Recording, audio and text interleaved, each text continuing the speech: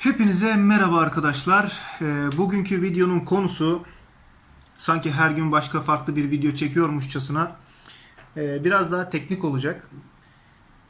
Evinizde kullanmadığınız bir laptop var ise ve sizin de ikinci bir ekrana ihtiyacınız var ise onu nasıl çalıştıracağınızı göstereceğim.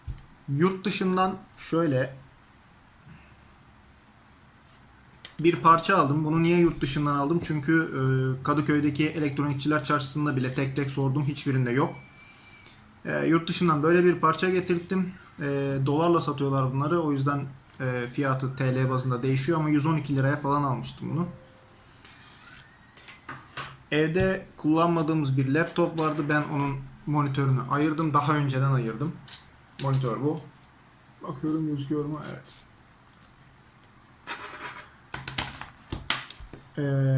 Şu parçayı nasıl temin edebileceğinizi monitörün arkasındaki seri numarayı internete yazarak bulabiliyorsunuz. Çünkü bu parçanın üzerindeki pin sayıları şunlar.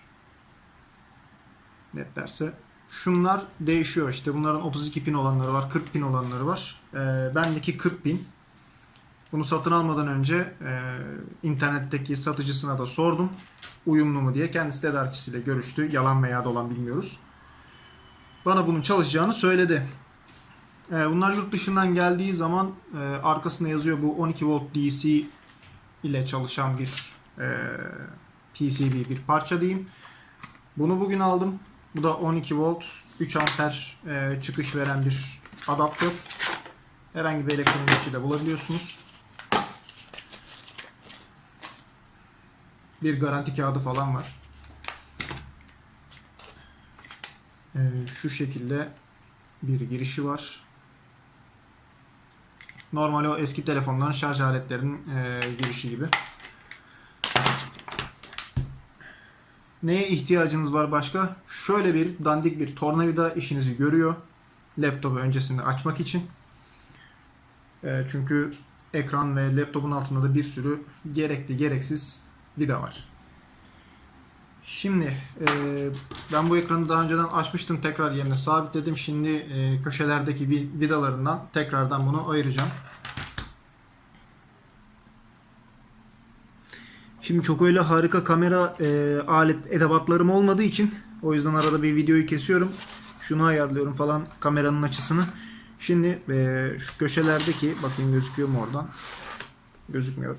Şu köşelerdeki birkaç tane vida var. Onları sökelim hızlıca.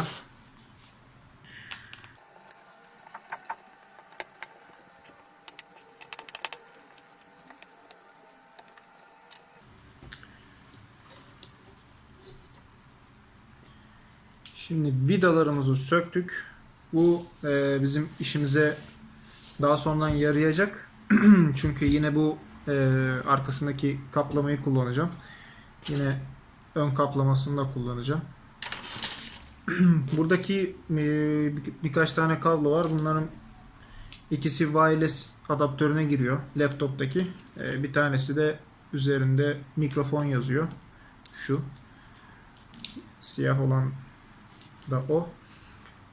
Videonun başında bahsettiğim o kod, hani şu PCB'yi bulabilmek için olan kod şurada yazıyor. Gösterebilecek miyiz? Göstereceğim size onu. Bakayım. Burada Model No diye başlayan kısım. Bu Model No'yu arattığınız zaman internette size gerekli olan PCB'yi zaten söylüyor.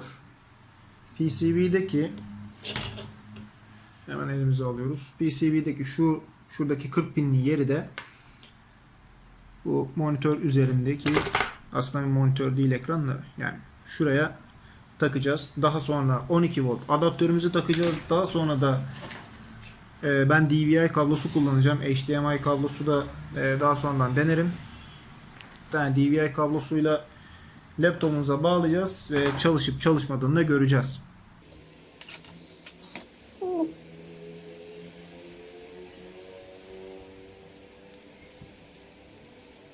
ben daha önceki kabloyu çıkartırken şurayı biraz yamultmuşum. Dolayısıyla bu Oraya girmiyoruz. Zorlayaraktan biraz tekrardan yerleştireceğiz. Evet. Bu tamamen oturdu. Normalde bu ekranı söktüğünüz zaman burada kocaman bir bant var. Buradaki bağlantı yerinden oynamasın diye.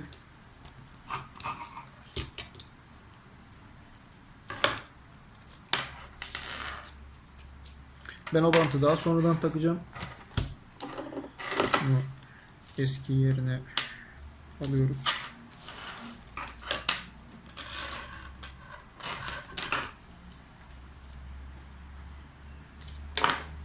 Şu kabloları şöyle atıyorum.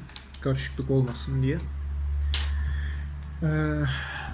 Şu 12 voltluk adaptörümüzü de alalım.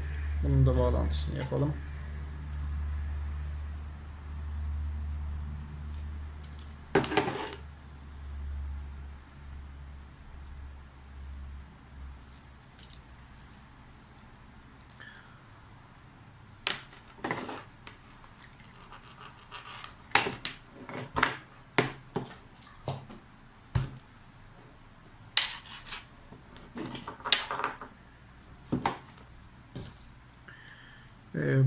Adaptörü şu anda takmadım.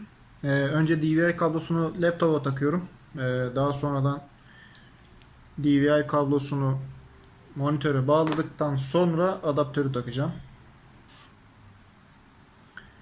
Şurada zaten DVI kablosu için bir giriş var. Bir tane HDMI girişi var. Daha sonra şurada bir ses çıkışı var. Şurada da bir ne bu? Kulaklık çıkışı var. Enteresan bir kart yapmışlar.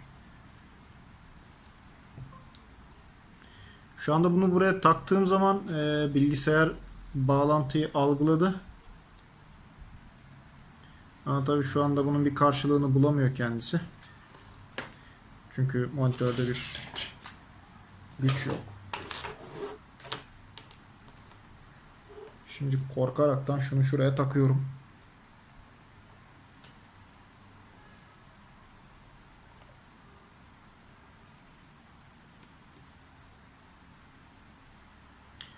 Burada bir adet ledimiz yandı. Buna basmam gerekmediğini de bilmiyorum bu arada. Ne olduğunu bir bakalım. Neyse. Bu güç düğmesiymiş arkadaşlar. Güç düğmesini tekrardan basıyorum. Buradaki led yanıyor. Bilgisayar üzerinden iki ekranı da seçeceğim.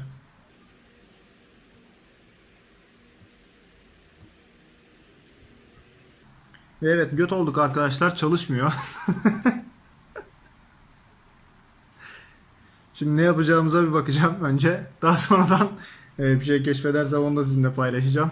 Evet, güzelce göt olduktan sonra kaldığımız yerden devam ediyoruz. Monitörün arkasını çıkarttım ve az önce bantlamadığım girişin, konnektörün yerinden ayrıldığını gördüm.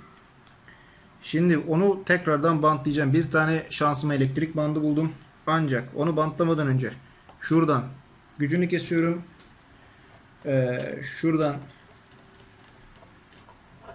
çıkartabilirsem adaptör girişini çıkartacağım.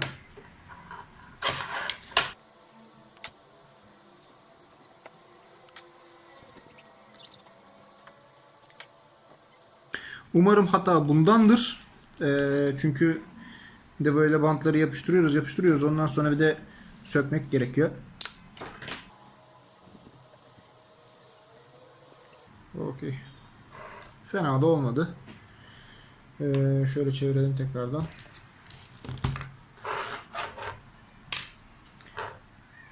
Kaldığımız yerden adaptörümüzü tekrardan takıyoruz.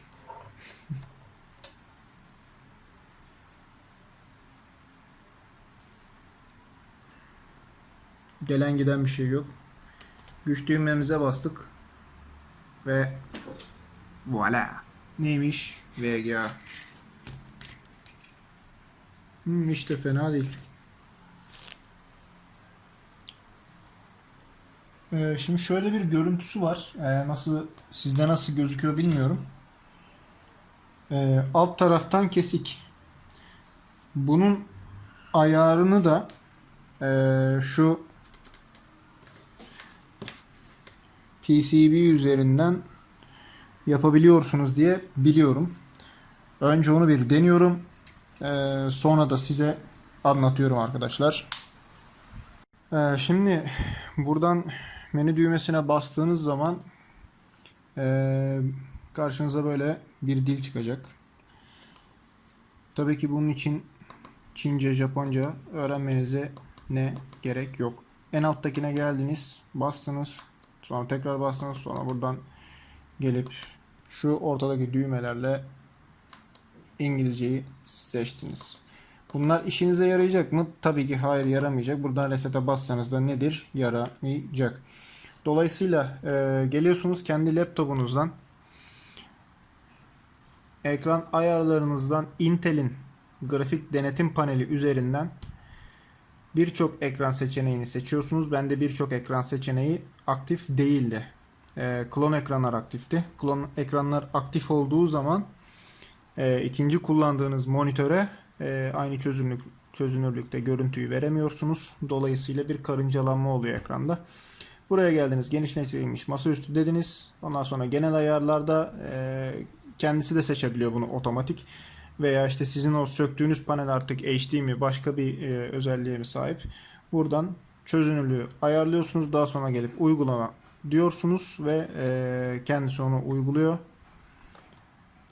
Şöyle de bir buradan tutup yan tarafa attığınızda görüntü olduğu gibi buraya geliyor. Ben monitörü daha sonradan ekranı daha sonradan tekrar ön kapağını da kapattım. Buradaki ayakları kesmedim. Siz de kesmeyin tavsiyem, çünkü daha sonradan bir tahta vesaire bir şey aracılığıyla güzel bir ayak yapabilirsiniz buralara. Videoyu izlediğiniz için teşekkürler. Daha fazla böyle video gelmeyecek. Çünkü benim ihtiyacım vardı ve denedim. Bilgiyi de sizlerle paylaştım. Hepinizle görüşmek dileğiyle. Hoşça kalın.